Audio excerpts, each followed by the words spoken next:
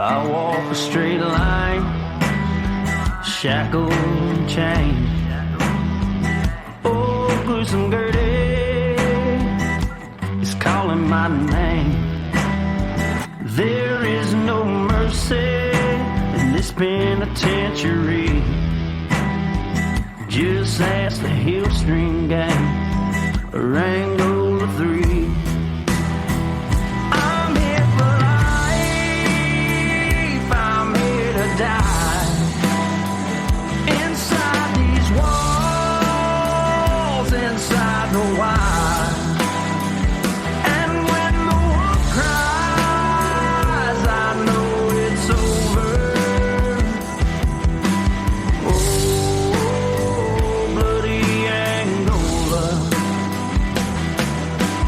Oh, bloody Angola.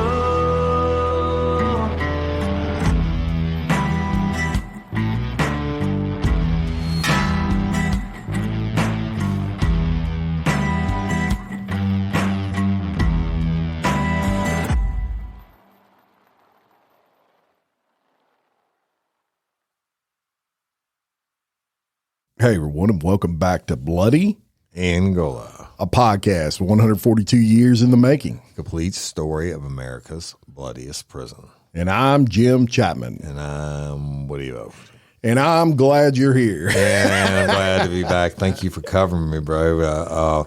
What a fire series. And I was just listening to it again, the second part, right before I walked in to record this. And that Wilbert story is just absolute fire. Oh, yeah. And the numbers prove it, and you did a hell of a job. It was very well put together, and I appreciate it covering Thank it.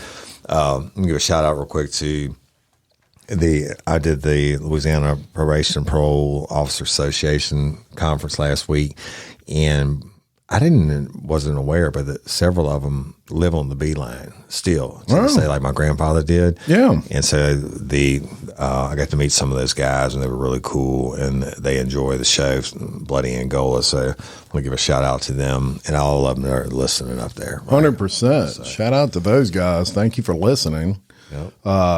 And how was that? It was great, man. Great people they had every office from across the state of Louisiana represented there. Wow. Which is a lot. Yeah, I can imagine. You wouldn't think of how many probation offices and parole offices there are, even like East Feliciana, the smallest Clinton is. They had that one, and they call it the Feliciana office, and they do, because DCI is in East Feliciana, and then the mentally insane hospital, criminal mental insane hospital is there, and whatever. And they do so much more than we just think about a parole officer visiting a convict that got out. They offer all these different types of programs and everything else. It's pretty interesting. Very good. Great people. And supporters of the show, which we always like, right? I love it. Hey, that's huge. And I'm talking about that's the reason I got invited to speak there and be the judge for the cook-off and stuff, is because, Sean and them are top fans. Yeah. Right? So it was awesome. Love it. Love it. Well, we're going to get into today's episode. And one of the topics that always seems to spark debate, y'all, is capital punishment. And regardless of what side you are on that debate, one thing for certain is that the history of the electric chair is one of the probably most interesting topics. If you listen to this show, I'm sure you're into that. And that's what we're going to cover in detail on today's episode. Now, much of the research that was obtained for this episode, I was able to obtain from Angolites, actually. Right. And you just spoke of Wilbert Rodeo, Woody, and the majority of this information was inspired by articles that he wrote personally. So if you hadn't heard the Wilbert Rodeo episodes, go listen. They're very interesting. Really interesting. The electric chair was first used in New York on August the 6th of 1890. Now that's been a minute, y'all. To execute William Kemmler, who had killed his wife with an axe. Not much was known about electricity at the time, but the country was trying to get away from the public hangings, and there was a good reason for that, y'all. Hangings were getting pretty gruesome prior to the use of the electric chair, and it was not uncommon for heads to become completely separated from the bodies. Oh my gosh! But they didn't get the weight right. Yeah. So when you hang somebody, the hangman has to have the body weight right to counterweight to hang you. Sure. But and they would line people up, and somebody my size and somebody weighs 200 pounds different. Well, if you put, I go after them, their weight's going to rip your head off. Wow. But anyway, then there was the issue of instant death when it came to hangings. Many times the condemned individual would just hang there, twisting and turning in agony, many for 10 to 15 minutes before they eventually die. And that would be the hangman not getting enough weight in, y'all. Occasionally the rope would break and the condemned would be picked up off the ground. Can you believe this? And marched back up the gallows, as they were called, and they'd do it again. All of this was done in public at the time, and hangings drew quite a crowd. It was a big deal with entire families, including children, witnessing the event. And they did this. I mean, they sold popcorn. It was a big, usually done in the courthouse square. Yeah, they didn't have TV back then. Yeah, right. I mean, that was your entertainment, as crazy as it sounds. And at the time, the thought process was if executions were done in public, it would deter crime, which is why parents almost always brought along their kids. And can you imagine that scare them? Like, yeah, you don't do your homework. That's what's going to happen to you. Your eyes are going to pop out your head. The thing with his parents saying, if you screw up, this is what will happen to you.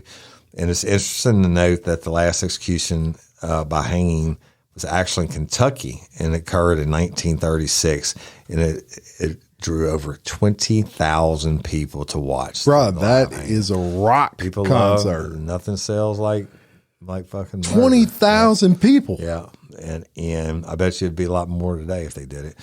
But as I said, they became botched, and more public outcry had many of the states looking for different methods of execution. In 1886 in New York, the governor appointed a committee to discover just this, and then they actually considered lethal injection, but not the same as it's done today. They were looking at into injecting acid into the veins. Now, but that's for me. You might as well chop your fucking head Oh my off. gosh, That would be worse. Death by firing squad was also considered, but was seen at the time by society as a whole as being uncivilized. But injecting acid, not so bad. Right. Crazy. I wonder who's going to try the acid out first. The new solution, known as the chair, in those days actually was discovered by accident. And due to the newness of electricity, there were tons of deaths surrounding learning technology. Y'all figure it out. Yeah, electricity. They didn't know what it did now. Don't then. put your iron in near your bathtub, right, and have it fall in. So, but anyway, it was actually these deaths and the spark created when the individual was shocked that gave Thomas Edison the idea of the light bulb, as well as New York the idea for the electric chair, and it was Edison himself that urged the adopting of what would be known as the nation's first Electrical Death Act, which was signed into law on June 4th, 1890. And as soon as you get electricity. Yeah. And, you said something there about, you made the comparison of an iron in a bathtub. Yeah, right. The only way they knew that was bad is somebody dropped an iron in a bathtub. Said, all the policy procedures, every rule in there is because somebody screwed something up. Yeah. It happened, right? But you just know what you didn't know. Now, what was not publicly known at the time was that Edison was in a major feud with another inventor by the name of George Westinghouse. You've heard of it. Yeah, everybody's right? heard of Westinghouse appliances. Who had his own electric company. Now, Edison was a proponent of what is known as the DC current or direct current, which was expensive to produce, while Westinghouse was a proponent of AC or alternate current, which was much cheaper and more effective at killing someone. Much more effective and thus more appealing to New York as it relates to electricity for the electric chair. However, what Edison did not realize is that he really had no competition at all. Westinghouse was opposed to capital punishment completely. And when the state of New York sought his services, due to the cost being cheaper, Westinghouse go pound sand. I'm not doing it. I don't believe in the death penalty. Edison, knowing that Westinghouse AC current machine, known as the dynamo, was much more reliable at actually killing people, that he had a trusted friend from another company purchase a dynamo, then ship it to Edison, and it was actually Westinghouse's machine that was used to execute Kemmler. Although Edison never told anyone, it was not discovered until years later. Yeah, it's crazy, right? It is crazy, and Edison, you would never think had such a hand in that. But hell, he was back in those days, he was the guy when it came to electricity. Yeah, and he invented so many different things. Yes. Like the record player, and I mean, you name it, he did it. That's right. The light bulb. Light bulb, Yeah. So when the switch was pulled on Kemmler, y'all, as you would expect, it was news all over the country. And a reporter who witnessed it actually discussed what he saw. And just listen to this. The first execution by electrocution has been horror. Doctors say the victim did not suffer. Only his maker knows if this is true. To the eye, it looked as though he were in convulsive agony. The current had been passing through his body for 15 seconds when the electrodes at the head were removed. Suddenly, the breast heaved. There was straining at the straps which bound him. A purplish foam covered the lips and were spattered on the leather headband. The man was alive. Wow. Warden, doctors, guards, everybody lost their wits. There was a startling cry for the current to be turned on again. The rigor of death came on the instant. An odor of burning flesh and singed hair filled the room. It smells like that. For a moment, a blue flame played about the base of the victim's spine. Right. This time, electricity flowed for 4 minutes. Wow. Kemmler was dead. Part of his brain had been baked hard. Some of the blood in his head had been turned to charcoal. That's crazy. I mean, the descriptiveness of that. Throwing up. Yeah, it's very descriptive. First guy to be executed. Another mishap occurred by electrocution. Another mishap occurred just 3 years later, y'all, in 1893. William Taylor was strapped into New York's electric chair for killing a fellow inmate. Now, when the electricity hit him, his legs stiffened and ripped off the front of the chair where his ankles were strapped. With no support, the chair fell on top. On top of his face with Taylor still strapped in. The warden screamed for the electricity to be turned off, and witnesses lifted the chair to which Taylor was found, still alive. The switch was thrown again, and nothing happened. The generator had burned up. The warden unstraps Taylor and places him on a cot where he was given painkillers. They got the chair put back together, but in the meantime, Taylor died in the cot. And if that don't tell you enough, here's another crazy one.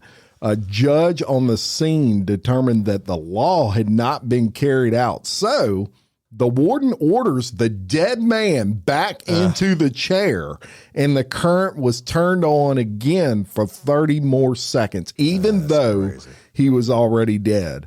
The warden at that point wipes his brow and says, "Gentlemen, justice has been done." Crazy. And you know, I think about it, and these are really horrific accounts, no doubt about it, but I also go back and think about, that was really justice. I mean, if these people were legit guilty, their victims suffered worse. Kemmler attacked his wife with an axe. I don't think she enjoyed that too much. Right.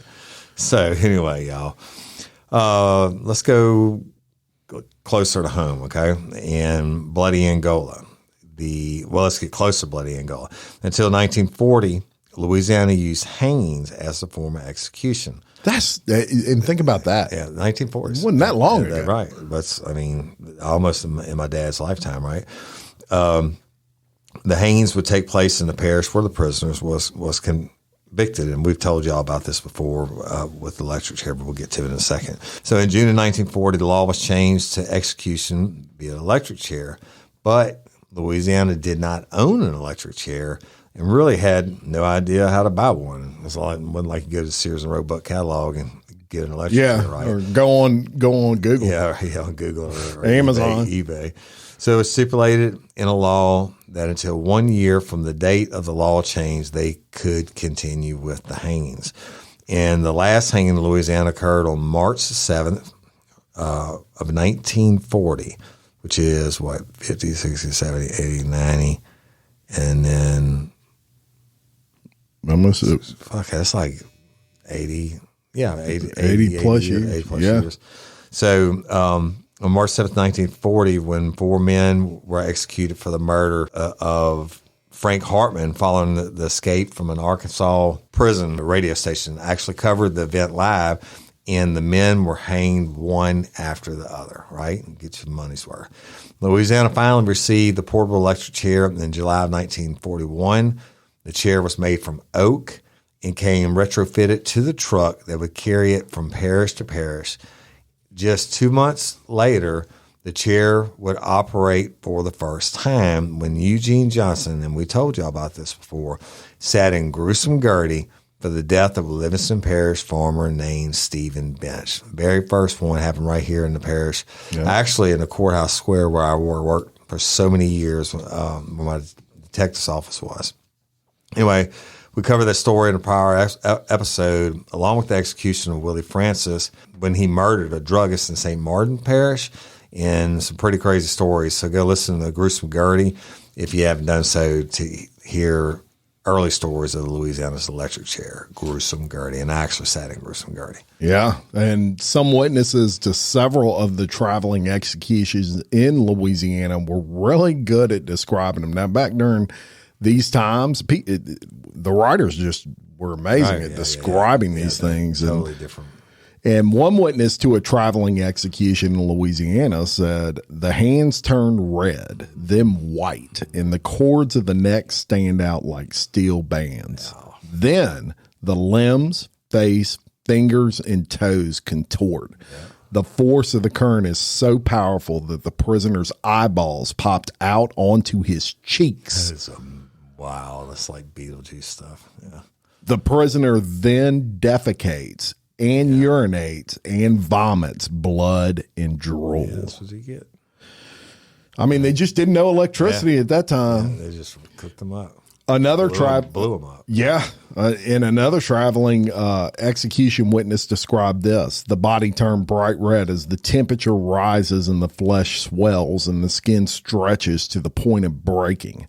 The prisoner caught fire and it sounded like bacon frying and smelled like burning flesh. And nothing smells like burning flesh. You'll never forget it. If you smell it, I've had to smell it too many times. So eventually in the 1950s, due to the sheer horror of publicly held executions, the state of Louisiana decided to follow the lead of other states at that time, and they wanted to hold their executions in private. Right. In preparation of this, Louisiana State Penitentiary added on to the newly constructed Red Hat cell block, and that was on May 31st of 1957. Where they held the first execution at the Red Hat, and that was a prisoner by the name of John Michael. Yep. Now, in 1953, John Michael was convicted of raping a woman during Mardi Gras. It was the first death warrant, oddly enough, signed by Governor Huey P. Long. A total of 10 executions would take place at the Red Hat over the next 4 years. Right. The last to be executed at the Red Hat was a guy by the name of Jesse James Ferguson, who was convicted of the rape and murder of an 11-year-old girl.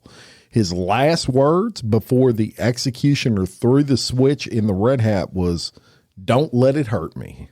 This was in 1961, and it would be the last execution carried out by the state of Louisiana until 1983. That's crazy. And then think about that, him saying, "Don't let it hurt." But he raped and murdered an 11-year-old girl. So let's go to Robert Wayne Williams, and he became the 11th person executed by the gruesome Gertie.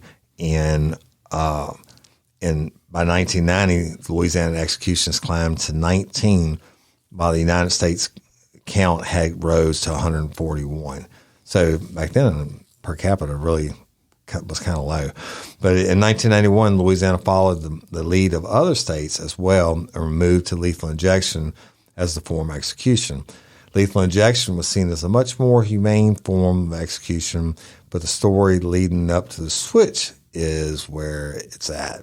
So an attorney focused on getting Louisiana to switch from the electric chair obtained photographs of the execution of Robert Wayne Williams and had what would be considered as the leading physiologist and neurologist in the country, who was also the top expert on electric chair, review the photos. And y'all, after he reviewed them, his belief was in that the suffer rate is high with electric executions, and it led directly to the change amid public pressure. Also exacerbating the situation was the fact that the Angola Light published several post-execution photos of Robert Wayne Williams. Incidentally, we have those actual photos, and Jim's going to be posting them on Patreon page for subscribers. And look, they are, I've seen them. They're tough, but it's real life, right?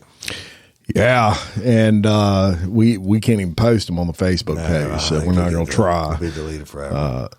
So check out the Patreon if you want to see those. A witness to Williams' execution was actually a reporter, y'all, for the Garnett News Service, and he described it like this. Williams leaned over a white podium and he looked at the witnesses as he spoke his last words into the microphone.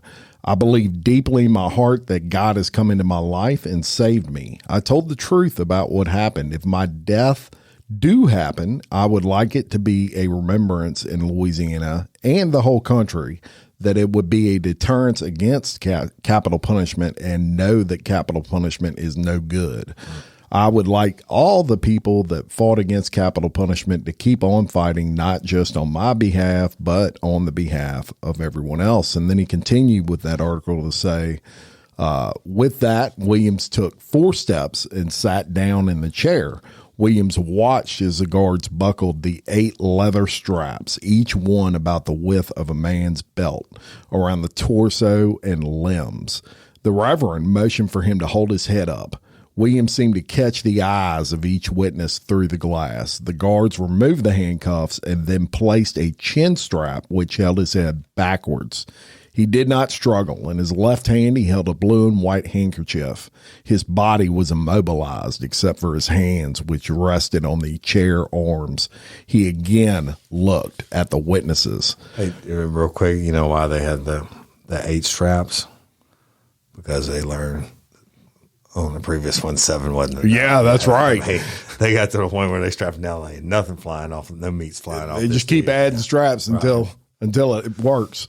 When an electrode was placed on his head, Williams seemed to flinch slightly. His left pant leg was pulled up and another electrode was placed on his calf. A brown cloth was draped over his face. His eyes are popping out. One of the execution room's cinder block walls was equipped with a 2-way mirror. Behind it, unseen, was the executioner. Prison officials declined to disclose his identity. The guards left. Only Warden Maggio remained in the room with Williams. Maggio gives the thumbs up. Suddenly, Williams' hands and fingers jerked closed. His stomach muscles seemed to contract. There were 4 distinct jolts of electricity. Smoke and sparks rose from the leg electrode on the first and third wave. After the first wave, however, Williams showed no voluntary movement. So that is a description of Williams' electrocution. And then the last execution to occur in Louisiana via electrocution was that of Dalton Prejean. Mm-hmm. And this eyewitness account from a reporter from the Times-Picayune, which is the New Orleans paper, gives this descriptive look. I arrived at the Louisiana State Penitentiary at 7 o'clock on May 17th of 1990. Initially, I waited while the other members of the press at the warden's office. At 11:15 p.m., I and other witnesses were escorted to Camp F, which housed the state penitentiary's death chamber. While waiting for the execution, food and beverages were served to the witnesses. About 30 minutes prior to the execution, all witnesses, including myself, were escorted into the witness room. The room is small, built of cinder blocks like the death chamber itself, and completely walled off from the death chamber, which is visible by a 4-foot by 6-foot window. The electric chair sits squarely in the middle of the death chamber, facing the row of witness seats. A podium with a microphone stands to the witness left of the electric chair, and communication between the death chamber and witness room occurs via this microphone. Just after midnight, Mr. Prejean enters the death chamber. He stood shackled at the microphone and made his last statement, which was, "Nothing is going to be accomplished. I have peace with myself." The shackles were removed, and he took a seat in the chair. Guards strapped him in, tightened a second strap around his left leg, and attached a cap of leather to his head. The guards dropped a cloth hood over his face, concealing it from view. An electrician then came into the death chamber and checked all the connections and turned on the fan. Mr. Prejean's hands were clenched and his chest heaved rapidly. The warden nodded to the executioner, and I saw Mr. Prejean jerk violently in response to the first jolt of electricity. He seemed to try to rise out of the chair, only to press more against the straps.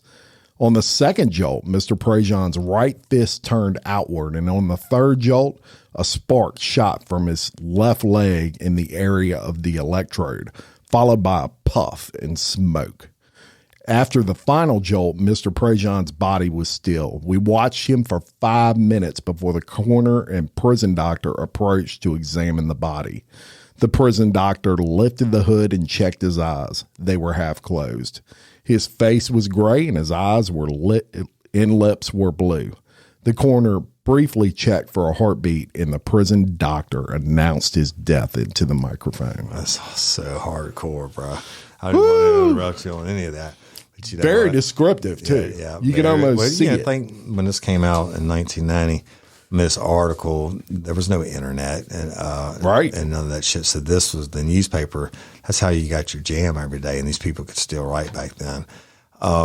Very descriptive, but Prejean did some very bad shit. But I mean, it's a tough way to go. So that was it. And 1991 comes, and Louisiana goes to lethal injection as a form of execution. And now the drugs you need to perform those executions, you can't get in Louisiana with the new governor who is tough on crime, and the death penalty is in the process of, seeking out different forms of execution, y'all, and we'll keep you posted on that. So we told you a ton regarding the history of executions via electric chair, not only in bloody Angola, but in the United States with this episode. So next week, we're going to cover history of executioners, both in the United States and in bloody Angola. And we have the identities, y'all, so look for that next week. Yeah. And it's very cool that, not cool, different that you got the identities, because I know one of the reasons they used to keep them secret is to keep the families and shit from retaliation against them and stuff like that. 100%. And not only do I have the identities of the two executioners. Look, there was one executioner from the state of Louisiana that conducted over 60 executions. And another one that conducted 30 plus, I believe, or something like that. Yeah, it's crazy. Here's the interesting thing. I have pictures of the second guy. Really? Wow. Yeah. Wow. So, it's going to blow your mind. It blew my mind. And I know a little bit about the history. And when I came across this stuff, I just couldn't believe it. And it's a little more public than you may think. Yeah. And so we'll get into that next week. But Woody, you just mentioned discussing these alternate forms of execution. We talked about this on Real Life Real Crime Daily. Yeah. They just did the first one. This is nitrogen asphyxia in Alabama. I believe it was. Yeah. And anyway, they take all they said it would have been basically appeared to be painless, except this dude held his breath for 4 minutes. Like that's a record amount of, he was like, fuck it, I'm not breathing. Well, when you know the first breath you do is you're done. Yeah. So, I mean, I think that's pretty cool. I mean, some states are looking into firing squads. firing squads. Oh, Louisiana is. Louisiana's looking into that one that they just used in Alabama, and or maybe it was hanging there looking at bringing back. I can't remember which one, but they're looking. Jeff Landry's looking at hangings, different things. Wow. So I think they ought to make it public. You know, I mean, if it deters one person, that's what they say for a deterrent of crime to be effective, it has to be swift and certain. Well, none of these executions are swift because of the amount of appeals and all that. And the certain part, like on these botched electrocutions and shit like that, I don't know. Yeah, and most of the people that get sentenced to death row nowadays get off a death row and get life in prison, or like in Louisiana, you got people that die on death row because they're old as fuck now because of the appeals process. Yeah, it takes decades. We got in most cases. One, the oldest one now on death row is from Livingston Parish, and he's been there 48 years. Really? Yeah, him and his lover killed that. Oh boy, yeah, you did it. You did that on Real Life for raped him, and his lover that helped him torture and rape this little boy before they killed him inside the river. He actually died on death row of like cancer or some shit. Now, I mean, this dude's been 48 fucking years, all appeals exhausted, is just sitting there. And this guy in particular, that what he's talking about, there's no doubt he did it. There's not going to be anything to come out. He didn't do it. Even there's no doubt about it. But his appeals have been done. The Supreme Court, everybody's rejected it. He's just waiting on a death date, and there will be no phone ring on the fucking wall because all that shit is exhausted. He can't go any higher. And the interesting thing is that the longer they're there, the older they get, the more expensive it is to house them. And guess who has to pay for it? Yeah. Well, we're not the appeals process. Whatever parish you're convicted in, that parish has to pay for the whole appeals process. And it costs millions and millions and millions of dollars. Each one of these appeals process like $10, $15 million, where to house them for the rest of their life probably costs $600,000 or $700,000. Yeah, that's but you know what? crazy. Fuck that. That some people, and it's like, it's a club nobody wants to be a part of. And until you've seen the shit that I've seen and what the family members had to go through, and what some of these victims had to go through, some people don't deserve to breathe. And it's the law of the land. I didn't make the law. So. That's right. And you never want anyone, of course, to be. And it has happened, though. Yeah. Someone's been on death row and come to find out they didn't do it. Right. And so you don't, nobody's saying that we want someone to get convicted and the next day they get executed. I mean, there's got to be a time process. Let's make sure we get it right. But not 48 years, not 20 years. It's too long. Justice system isn't perfect, but it's the best in the world. Amen to that. Just think of a place like Saudi Arabia. We talked about that on the Daily Show. How many appeals do you think those cats get? Stoning them till to this day. Chopping off an arm and a leg, and shit, just and chopping off heads. Yeah. And that executioner is famous. He does like public tours. Yeah. There's no doubt. And look, we also want to put a quick shout out there, a couple of things. First, if there's something that you'd like to hear us cover that relates to Bloody Angola, give us a message. Those parole officers that are living on the beeline and maybe get, I don't know if the state allow them to do because of civil service, but maybe get their side of the take on what they do. Or a retired one. I mean, right. Might be someone that's retired that so if y'all listen would like to come on. You worked at Bloody, and if you worked in Angola, whatever, you want to come on and share your story so everybody can get a deeper inside look, let us know. Yeah, we love doing the interviews. We learn as much as everybody else learns them interviews. A lot of times things come out and we're like two kids in a candy store watching a TV show, listening to some of these guys talk. So I know there's a couple of ex-wardens, and you know who you are, that listen to our show. And we'd love to have you come on. Come on here and let's talk. Angola. It's not live. We can cut out stuff. That's right. Delete anything you want. Yeah. If we say something we didn't want to say. But we'd love to have any of you on. And lastly, You hear us talk about a lot. Best banker ever, Lori Johnson. Best banker. She is, and she's a huge supporter of really everything we do, whether it's Bloody Angola or Real Life Real Crime Daily, Local leaders. She is such a just a good person and supporter, and she's actually doing a Dancing with the Stars thing to raise money for the big Buddy program, which they have those pretty much in every area of the country. So no matter where you're at right now, you're probably familiar. Right. And the way that they do it when they raise this money is you get a vote, and you just vote for one of these dancers.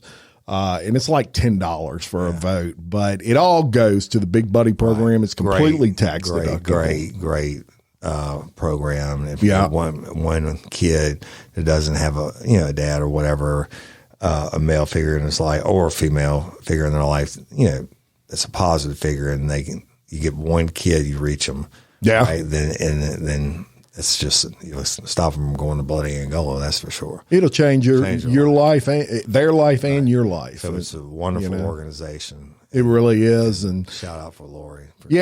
Absolutely. Completely tax deductible. So what we're going to do is put the link if you'd like to participate in that. We'd love for you to do it. And someone that really gives more than she ever takes from her community and life in general. So we'd love to support her on that. Hopefully we can get a video. Oh, yeah. Doing a dance. Yes. I will I get a understand, video. Lori, that you've been working out and practicing all this stuff. Hey, shout out to Lori's family, too. They're huge supporters. Huge. Her husband is as good a dude as you'll ever meet, Josh Johnson. Played in the golf tournament. Yeah. With us, and he's a scratch golfer, too. Doppelganger. Ooh. And then her daughter. Yeah. Her daughter is the best. And, well, both her daughters. Yeah, both her daughters, are really awesome as well, and huge support. They just all support us. Yeah, so great family. We get the chance to support them back. Y'all, if you go in, and we're going to put it on the Real Life Real Crime app and all our social media. If you go in, you vote for, and the $10 a vote, tax deductible. I want y'all to post it so we can share and let Lori know that we back her. Yeah, we'd love that. And so. That's it for today. That's it. I know the rodeo is going on. No, I'm sorry. That's they have one weekend of the rodeo coming up in April. Yeah, that's right. And we won't be there. Jim might. No. Jim ain't. But we've been promising this for over a year. We do have plans of going there. Yeah. And it's been, all we have to do is find the time and make the call. So, but anyway, it'd be awesome. Yeah, and once we do that, we will put out an episode. We're gonna have some. It's gonna be fire. The idea of it is to get inside the wire, and then we'll probably come up, or Jim will come up with the idea for 150 episodes. Everything from the museum to we can talk about the death house, to the food, to whatever. No right? doubt about it. So anyway, well, thank you. Lastly, to our patrons for supporting. Yes. We couldn't do this without the patrons. No doubt about it. Hope you enjoy and you benefit. Yeah, I got a little something I'm gonna put up for y'all. I know Jim has another one too. Just thank you for your support. And if you can't be a patron member, we get it. If you could just like and share and continue to spread the word on the #1 history podcast in the world. Its first year out, which is, we thank y'all for voting for that People's Choice Award. Yeah. But they check out the Patreon, go to patreon.com and type in Bloody Angola, or look on our social media. There's so many different tiers to offer, so many different perks. Jim works so hard on all that stuff, keep it all straight. We love and appreciate each and every one of y'all. Yep. And until next time, I'm Jim Chapman. And I'm Woody Overton, your host of Bloody Angola, a podcast 142 years in the making. Complete story of America's bloodiest prison. Peace.